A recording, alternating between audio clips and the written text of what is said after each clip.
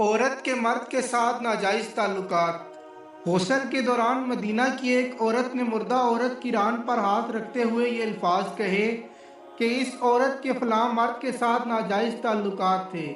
بس یہ بات کہنا تھا کہ اللہ تعالیٰ نے اپنی ڈھیل دی ہوئی رسی کھینچ دی۔ اس عورت کا انتقال مدینہ کی ایک بستی میں ہوا تھا اور غسل کے دوران جو ہی غسل دینے والی عورت نے مندرجہ بالا الفاظ کہے تو اس کا ہاتھ میت کی ران کے ساتھ چپک گیا۔ چپکنے کی قوت اس قدر تھی کہ وہ عورت اپنا ہاتھ کھینچتی تو میت گھسیٹتی تھی مگر ہاتھ نہ چھوٹتا تھا۔ جنازے کا وقت قریب آ رہا تھا، اس کا ہاتھ میت کے ہاتھ کے ساتھ چپک چکا تھا اور بے حد کوشش کے باوجود جدا نہیں ہو رہا تھا۔ تمام عورتوں نے اس کے ہاتھ کو پکڑ کر کھینچا، مروڑا، غرض جو ممکن تھا کیا مگر سب بے سود رہا۔ دن گزرا، رات ہوئی، دوسرا دن گزرا، پھر رات ہوئی، سب ویسا ہی تھا۔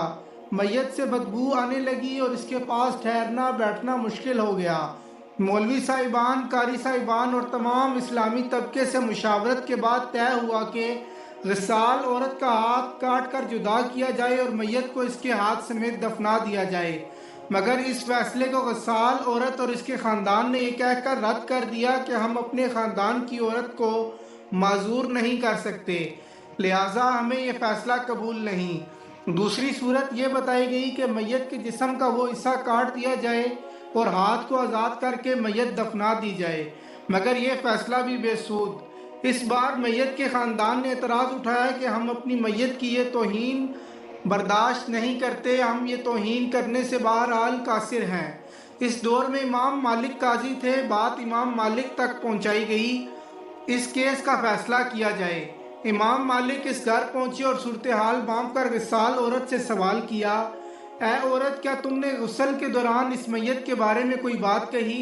غسال عورت نے سارا قصہ امام مالک کو سنایا اور بتایا کہ اس نے غسل کے دوران باقی عورتوں کو کہا کہ اس عورت کے فلاں مرد کے ساتھ ناجائز تعلقات تھے۔ امام مالک نے سوال کیا، کیا تمہارے پاس الزام کو ثابت کرنے کے لیے کوئی گواہ موجود ہے؟ عورت نے جواب دیا کہ اس کے پاس گواہ موجود نہیں۔ امام مالک نے پھر پوچھا، کیا اس عورت نے اپنی زندگی میں تم سے اس بات کا تذکرہ کیا؟ جواب آیا نہیں۔ امام مالک نے فوری حکم صادر کیا کہ اس غسال عورت نے چونکہ میت پر تہمت لگائی ہے لہٰذا اس کو حد مقررہ کے مطابق 80 کوڑے لگائے جائیں۔ حکم کی تعمیل کی گئی اور 70 بھی نہیں، 75 بھی نہیں، 79 بھی نہیں، پورے 80 کوڑے مارنے کے بعد اس عورت کا ہاتھ میت سے الگ ہوا۔